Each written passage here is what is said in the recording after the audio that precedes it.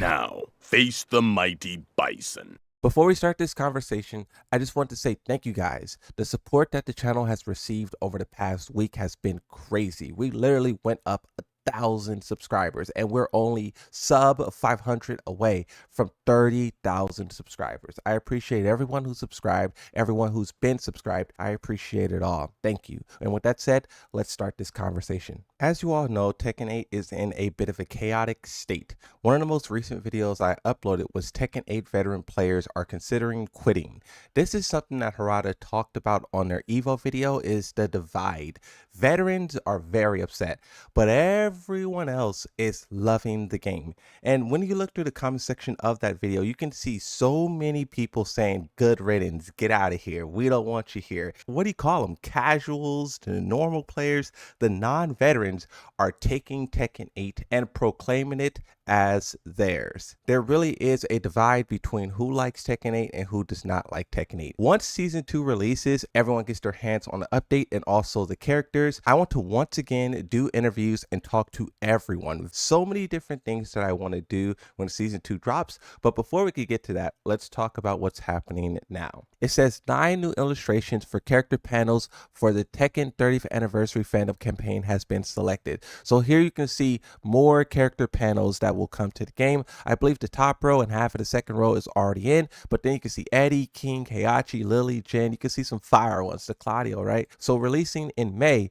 you have Eddie, King, Lars, Leroy, and Steve. And then coming in June, you have Azazina, Claudio, Heihachi, Jin, and Lily. Me personally, I love this and I hope that they continue to do it. There's a lot of great artists out there and you might as well just keep having them making more and more content for the game for players to unlock, no purchases. I think that's what Tekken 8 needs. Now this is an important part. We finally have the prices for the Season 2 pass. Get an early start this year with the Season 2 character and stage pass, which includes all 4 upcoming characters and 2 battle stages. And there's 72-hour early access, available April 1st. So the price for this is $40. Now when you look at the non-stage pass, it is $30, and you also still get 72-hour early access with this. Now for those of you who missed out on Season 1 and you're thinking about getting it, it says this pass contains Eddie, Lydia, Heihachi, and Clive as playable characters, Gamaji Temple and Phoenix Gate, and the customization item pack for also $40. And they also have the re-release of Season 1 without the stages, which is $30 once more. You guys let me know if you think these prices are fair. Me personally, I really don't buy the passes in its entirety. If I see something that I like, I will buy that one specific character or that one specific item. Speaking of items, you have this. This pack includes Gold Suit Pack, the classic Tekken t-shirt set, avatar costumes, and Kazuya, Jin, Jun, and Kenshin avatar skins. This is $10.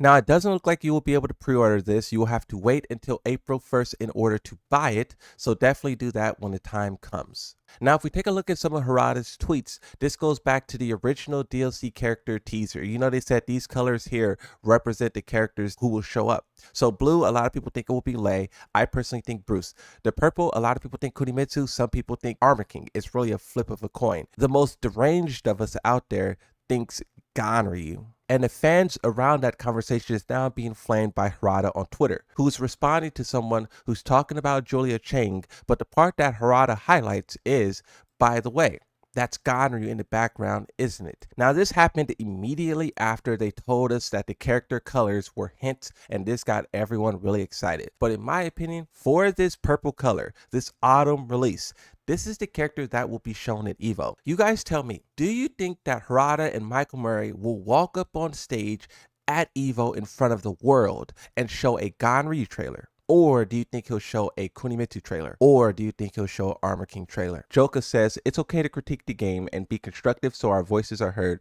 It's wrong to target people and put the blame on them.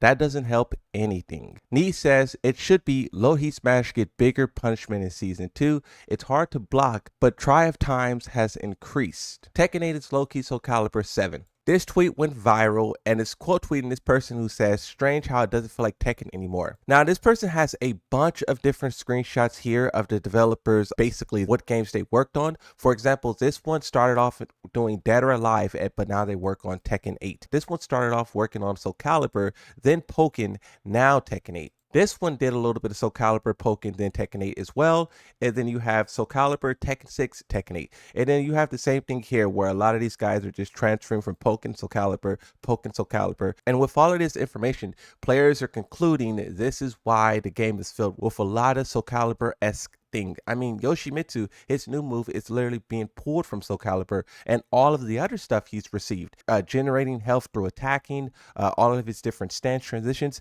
that all comes from Soul Calibur as well. And I would once tell people, because there was an argument whether or not Tekken 7 Yoshimitsu was strong, and I would say, you guys don't know what strong is. Soul Calibur Yoshimitsu is a beast, and then look at Tekken 8. He basically got a lot of his Soul Calibur stuff, and he becomes one of the best characters in the game. So, I don't know.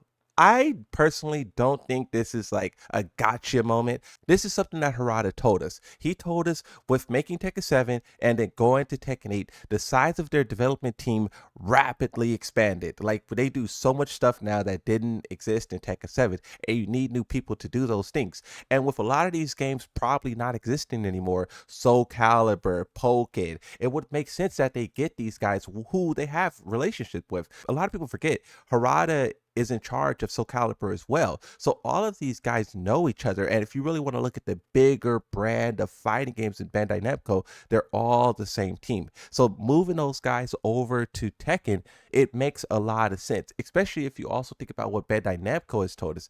Bandai Namco told us that they canceled a lot of games and some of those employees will be fired, but then some of those employees who can move to other teams within the company, they will do so. So I thought this was pretty interesting. This is how far the players' frustration is going. I read this long tweet from Arsenal and Ash where he was basically talking about Yoshimitsu and Brian Ferry being the most busted characters in terms of combo damage and mix-up potential. A Yoshi man responds to Arsenal and says, "Of course, no words about Nina." Arsenal Ash responds, he says, "Honestly, I'm not bothered if Nina gets nerfed. I'll just switch to another strong character and keep winning. In fact, I'd loved if they nerfed Nina. It'd be a great excuse to main someone else. I just play to win." Now, when you talk about all of the criticism that Tekken 8 is going up against, a lot of players are talking about switching games. Street Fighter, Fatal Fury, Project L, even some are talking about going outside of fighting games and playing Marvel's Rivals competitively and whatnot. So now I think it's important to look at what those other games are doing. For Street Fighter, their live action movie has been delayed indefinitely. I don't know why. It's probably not because of the Street Fighter brand, because we know that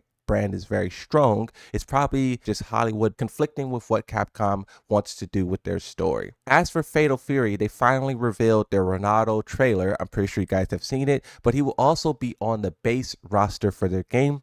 And then also their DLC pass will be free. Here we are talking about Tekken 8 and whether or not they should reveal all their characters one at a time or all at once. But you have Fatal Fury doing all at once and it's free. This game is shaping up to be quite a success and I hope it lives up to the expectations. It will be featured at EVO. It will also be at the Esports World Cup. This game has a lot of momentum behind it. I played the beta. It was spectacular. I will play the second beta as well. I hope this game succeeds because one thing that Harada has said over and over again is that when one fighting game succeeds, even if it's a small success, that still benefits the other fighting games and they all rise together. Now, as for Mortal Kombat, we finally got a look at their Fortnite skins. This is Katana, then you have Raiden, and then you have Scorpion. It was funny how the Tekken skins leaked and we were all getting really excited for it. And then out of nowhere, Mortal Kombat cut the line. Their skins was announced, their skins was revealed. The whole battle pass is shaped around Sub-Zero, but then you have the other characters showing up and basically they beat Tekken to the punch.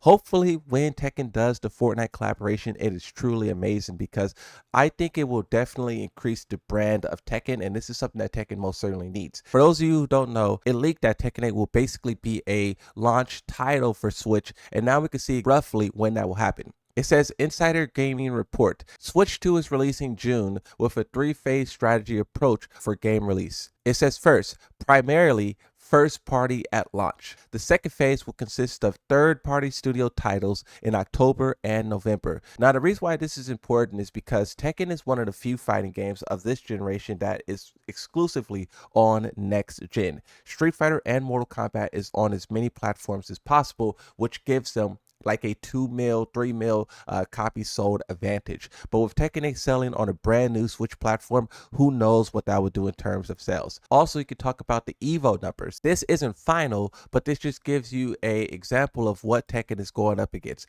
This first chart here, you could just see how much of a gap Street Fighter 6 has over the other fighting games. Now, this is specifically in Japan. When you see those Steam numbers and Street Fighter has like 30,000 and all of the other games is at 6,000, Japan is making up that huge margin for Street Fighter. And when you display it in the EVO numbers, it's 3,000 players. For Tekken 8, it's 500.